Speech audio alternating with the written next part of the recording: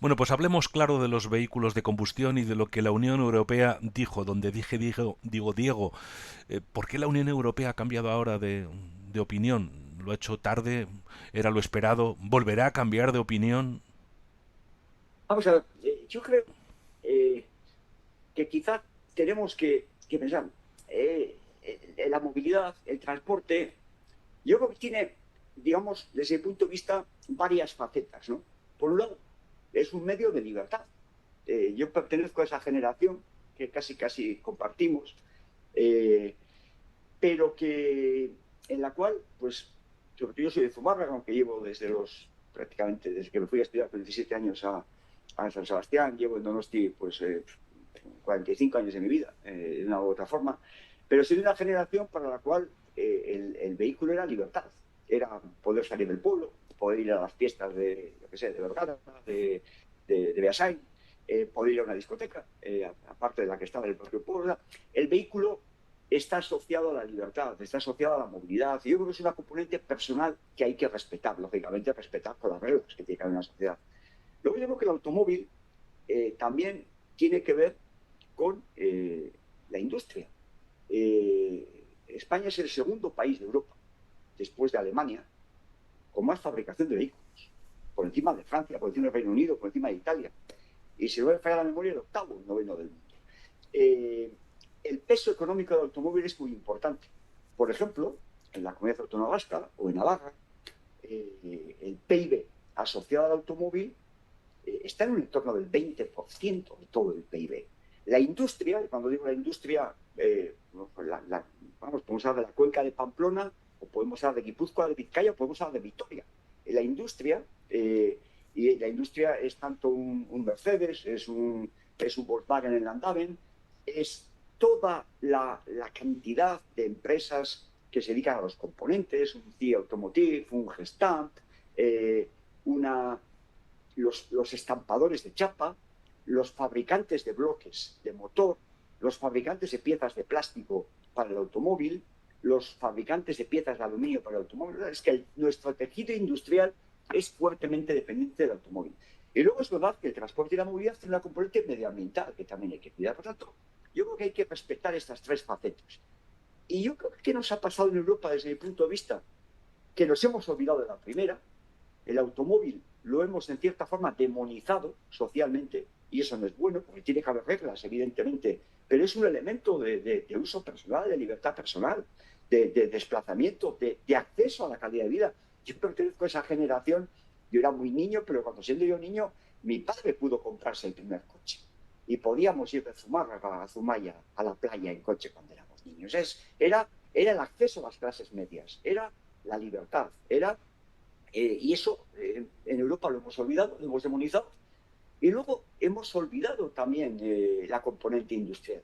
Nos hemos echado, yo no soy sospechoso, a veces dicen, es que tú estás contra el vehículo eléctrico. Mire, pues si me tocó dirigir la primera empresa de recarga del vehículo eléctrico que hubo en España, que fue en Euskadi, Ibil, que la creamos, Repsol, desde la unidad que en aquel momento dirigía yo con el Ente Vasco de Energía, la creamos en Baracaldo y en Bilbao en el año 2011. Por tanto, el vehículo eléctrico es un vehículo más. Lo que no puede ser es el único vehículo. Y yo creo que aquí Europa ha cometido un grave error, porque este grave error, amparado presuntamente en un aspecto medioambiental, del cual luego discutiremos, lo que está poniendo en grave amenaza es al sector de automoción europeo. Y esto lo estamos viendo. Desgraciadamente estamos ya viendo cierres de empresas. ¿Por qué? Pues porque nos hemos puesto en manos de una tecnología que, y esto es factual, está en manos de los chinos, pues quizá porque Europa lo invirtió a tiempo o por lo que fuese. Y además teníamos una joya de la corona industrial que era el motor de combustión. Entonces, ahora Europa ha dado un paso. De cierta forma, yo lo diría positivo. Se ha roto el muro, se ha roto ese muro que decía el 2035 se prohíbe las ventas de motor de combustión. Bueno, yo diría se ha roto el muro, pero la medida todavía tiene mucho recorrido. Pero claro, se dice, oiga, no, mire, el 10% van a poder ser ventas de vehículos que puedan tener emisiones directas en el tubo de escape. Oiga, si usted es un fabricante automóvil o de componentes con esa limitación, ¿va usted a invertir en los próximos años? Entonces, ¿qué señal le estamos dando al sector de automoción? ¿Estamos dando una señal de crecimiento y de competitividad? No. Por tanto, yo diría, es un paso positivo, se rompe el muro. Yo creo que van a venir muchos más, pero tienen que venir de forma acelerada, porque todo esto está además amparado en algo que es falso, que se dice, oiga, es que el vehículo eléctrico no emite CO2. Es mentira. O sea, esto es factual.